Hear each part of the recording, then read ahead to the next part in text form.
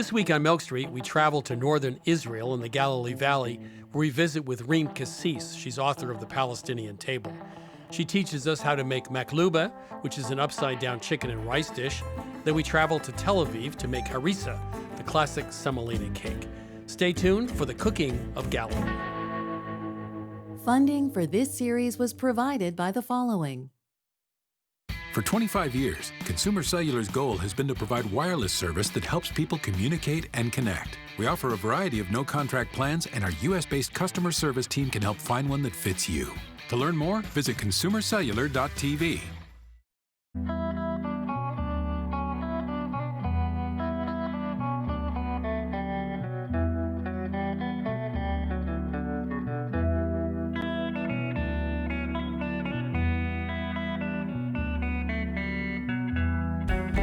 There you are. You're all dressed up. Nice to see you. How you been? Good. We're in Galilee. How far right now are we from Beirut? So if the border were open, it would take you 45 minutes driving to be in the center of Beirut. We're gonna go see how they make the bread on the traditional taboon oven, where normally it was stones picked from the rivers and the surrounding mountains in an oven that was dug in the ground, but here they've modernized it to an extent, so they use metal stone shapes to get the little dimples in the bread.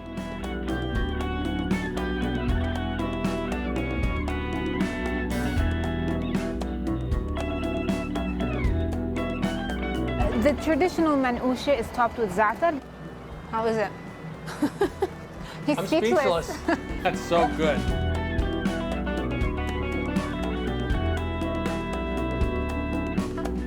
This region is recognized across the entire Levant as producing some of the best olive oil, even in the world. I think olives in general are just very closely tied to the Palestinian identity. I was asking my aunt yesterday because she was telling me, stories about my grandparents and during the war, and there was a period when neither of them were working. And I said, well, how do you support your family? She says, olives. You have olive groves. We still have our own olive groves. You pick them, you press them, you make, from the leftover olive oil from seasons prior, you make olive oil soap. So there's, if you look around, it's olive trees everywhere.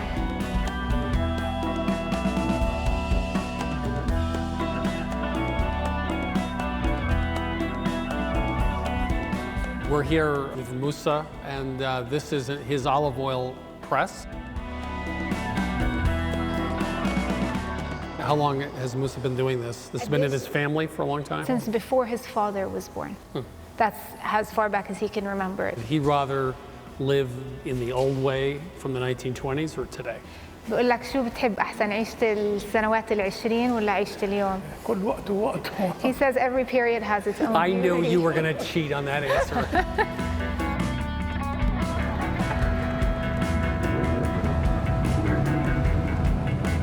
Midday in Galilee, and we're going baking, right? We are. You can take out more, she says. Hey, is people laughing? I mean, wait. I'm enjoying this. No, okay.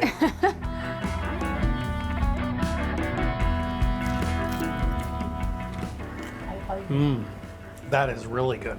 Excellent. شكرا. Shukran.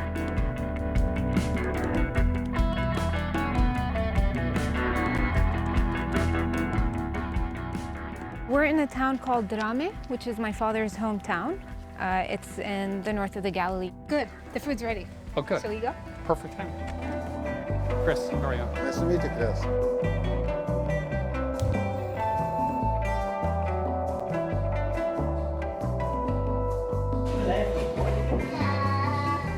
Oh, this is my dad's cousin. Hi, how are you? This is Chris. He's a braid. Okay, this is gonna be fun. Mama, هاي المقلوبة اللي أصغر اللي أصغر اللي أصغر. Have you had makluba before? No, I haven't. So this is very typically Palestinian. No, not this one. Which is layers of rice, fried vegetables, And now you're going to do it? I am.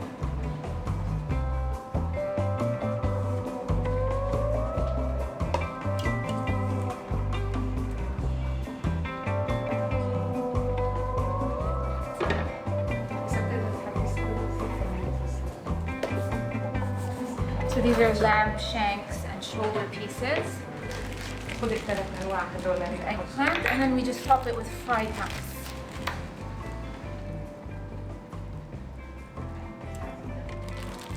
These are very, very typical. That is really cool.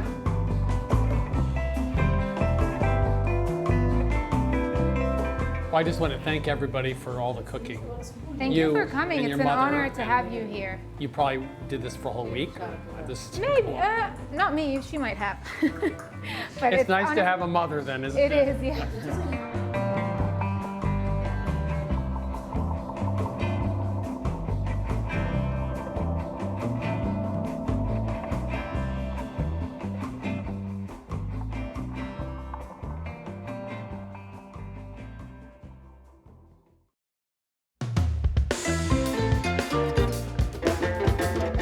You know, one of the best things about visiting Galilee in northern Israel was going to Reem Kassis's family, as we just saw.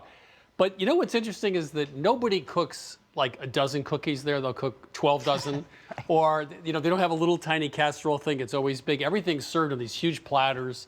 And then when dinner time comes, all of a sudden there are 15 or 20 people in the house. So makluba, which is what we're going to do now, is rice, meat, lamb, or chicken, usually fried vegetable like eggplant. They do fry a lot of vegetables, and they bake it in a large pot. But the best part is they turn it over at the end, which is kind of tricky. They unmold it, then they jiggle it.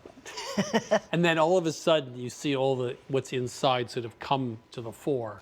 And it's absolutely delicious, and it's not hard to make. So what we did with the recipe here at Milk Street is we streamlined it just a little bit.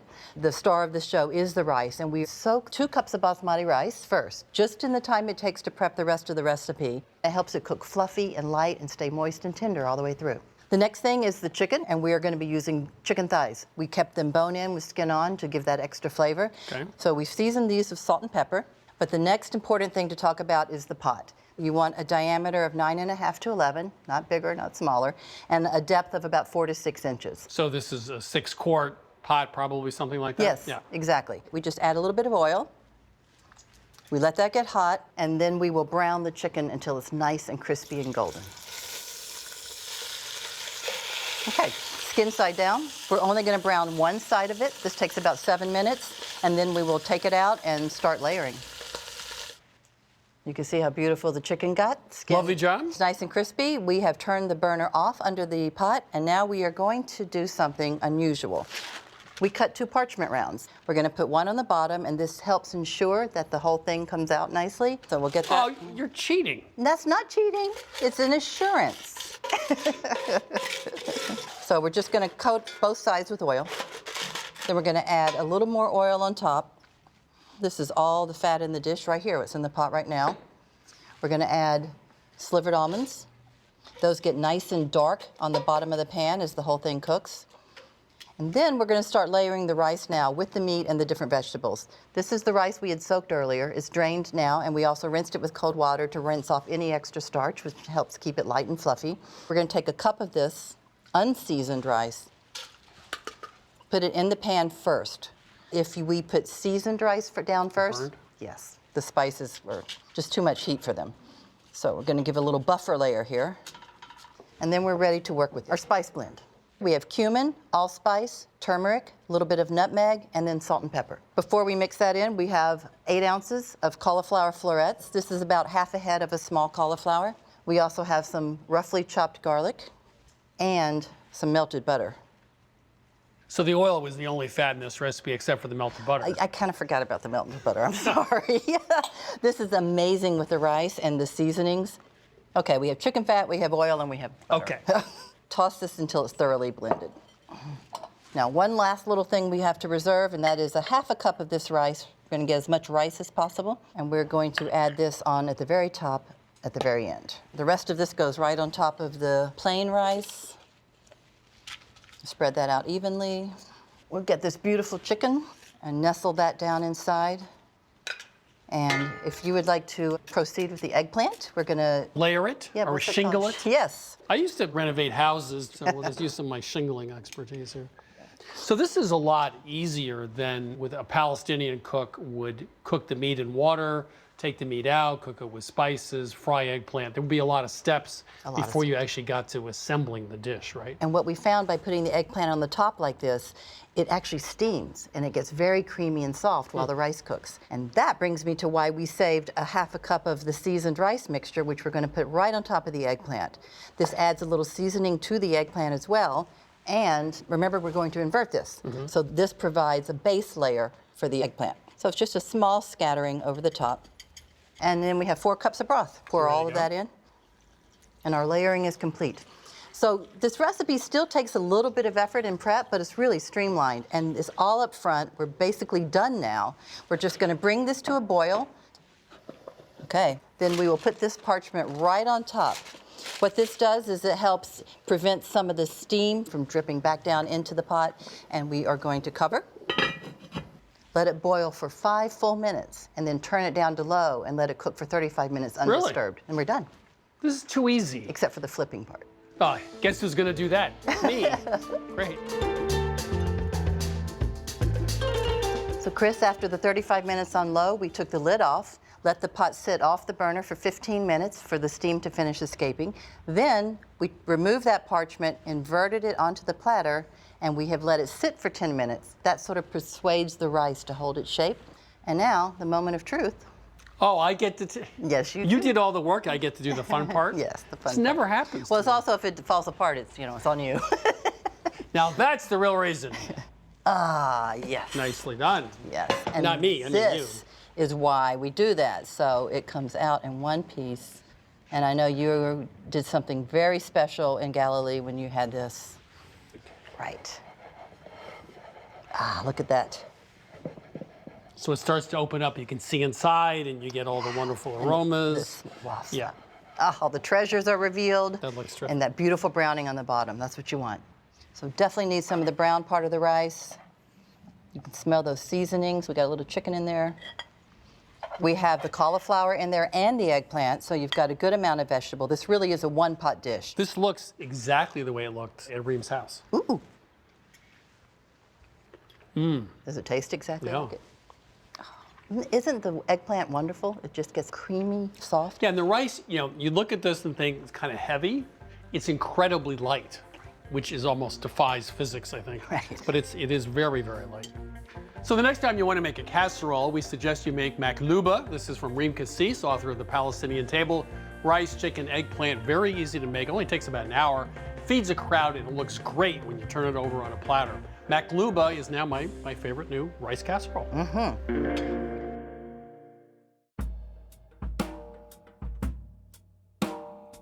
So you wrote The Palestinian Table, which has a very different outlook on what cooking is, the flavors. Could you just give us a really quick overview of some of the flavors and spices and ways of thinking about cooking that you have that I don't have? Because you grew up in a very different culture, food culture. Right. So, I grew up in a Palestinian family, and people will tell you that the holy trinity of spices in Palestinian cooking are allspice or pimento, whatever you want to call it, cinnamon and nutmeg. So those infuse a lot of our dishes. I think one of the things that differentiates Palestinian and Middle Eastern cuisine in general from some of the ones in the West is we're very heavily focused on what the landscape and the nature gives us.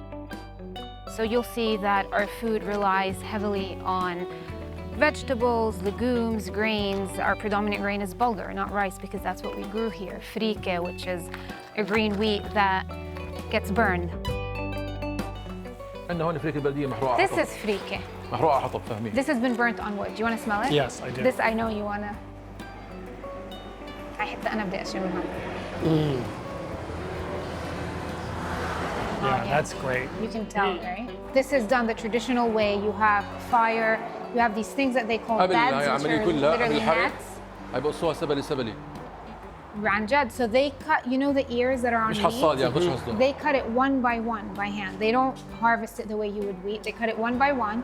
They lay it on these nets above the fire, and then they let يعني إذا it. بكون في سبلة مثلا مستوية سبلة مش مستوية فبتجنبوا المستوية اللي يكون صار قميح. Because he says they need to make sure that they only pick the green ones. That's why they don't harvest it. They don't want to get an So ear who of came meat. up with the idea of picking green wheat and smoking it بقول on لك طب nets? مين اللي فكر Is it a إنه- preservation method? إنه إذا طال قمح أخضر وعملوا هيك بصير فريكة. هي تجربة الآباء والأجداد. He said that's our ancestors. We don't He wasn't know. around then. He doesn't wasn't know. around. And then after that, you look at these ingredients and you think, well, they're quite simple. How is the dish going to taste good with just a few of these simple ingredients? But we used a lot of spicing, and then techniques like sautéing onions in olive oil until they're almost burned. Certain techniques that just make them burst with flavor even though the ingredient list is quite simple. So it's techniques as well as spicing that give these dishes their unique flavor.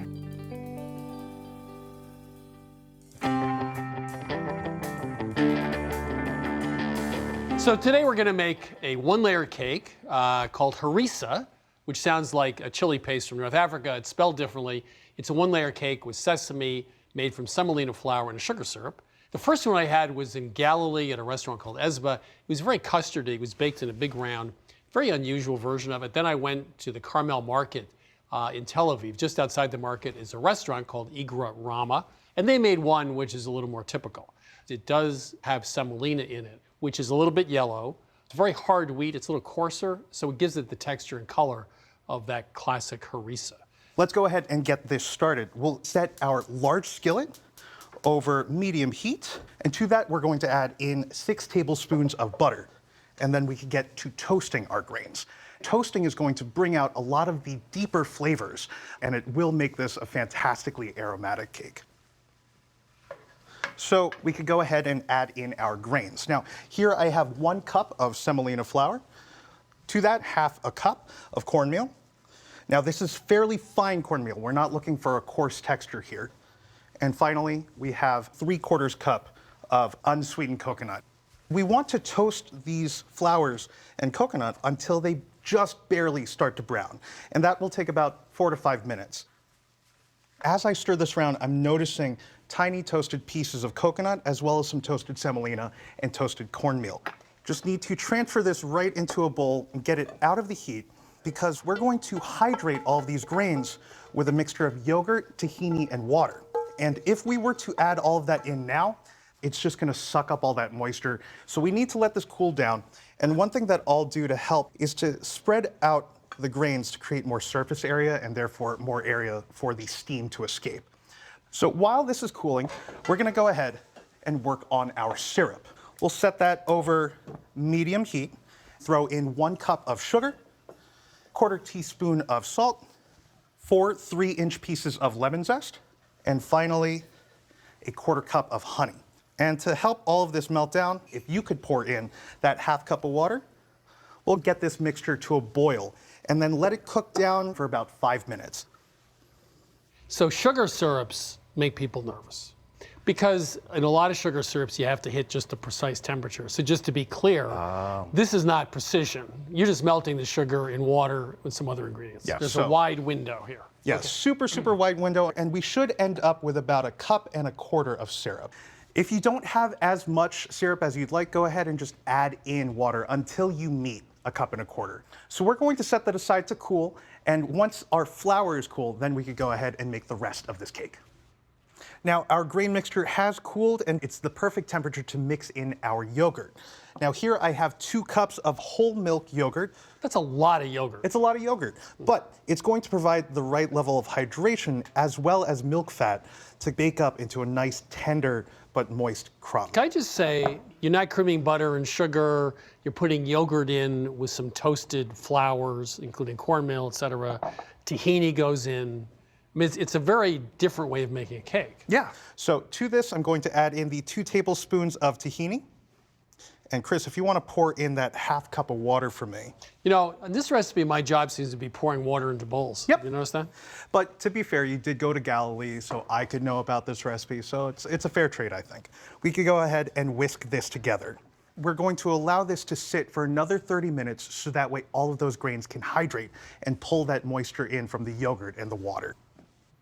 Notice how different the texture is already. It's taken on quite a bit of that moisture. And now we can go ahead and sweeten the whole deal up.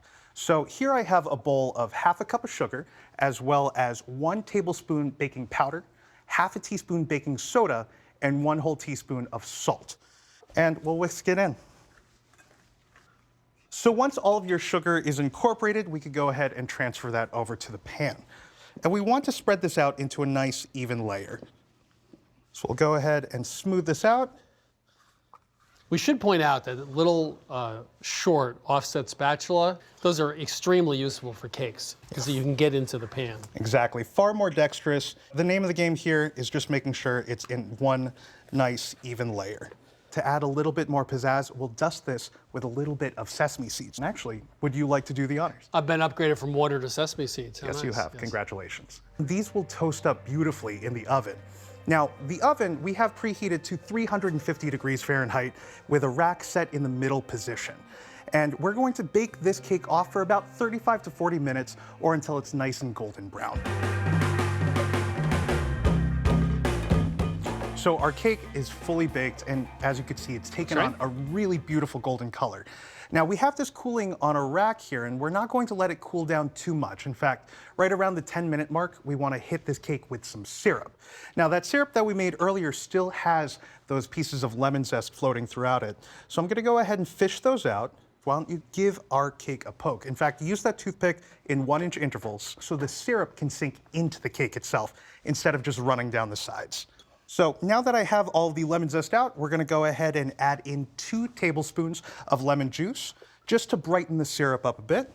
And to add a little extra kick of flavor, we're throwing in 2 teaspoons of orange blossom water. And that gives a nice Which is typical. It is very typical, yeah. You don't necessarily have to use it if you don't want to, but I find that extra floral hit really, really makes this cake something special. So we'll give this a little stir and throw this syrup in an even stream right on top. Now, you don't want to do this when the cake comes straight out of the oven, because at that point, the syrup's just going to pool down the sides and then start to caramelize on the hot pan, and that just makes this tremendously difficult to pull out. But if you were to pour this syrup on when the cake is cool, it's not going to absorb into the cake at all. So you want to do this when the cake is still fairly warm. And it's going to sit for about 2 hours until all of this syrup gets fully absorbed. The cake's been sitting for 2 hours and it's fully soaked up the syrup. I'll go ahead and cut off. How's that piece for you? Good. Right there for you. Let me just take a bite before I talk. Fine, and I'll talk at you while you're doing that. The crumb is tender, isn't it? All that waiting, I promised you, it would result in this remarkably tender crumb. It is really light, and it's not soggy. That flavor of coconut coming through along with the sesame, and then you get that little bit of acidity from the syrup. So from Galilee, I brought back a recipe for semolina sesame cake, also known oddly enough as harissa.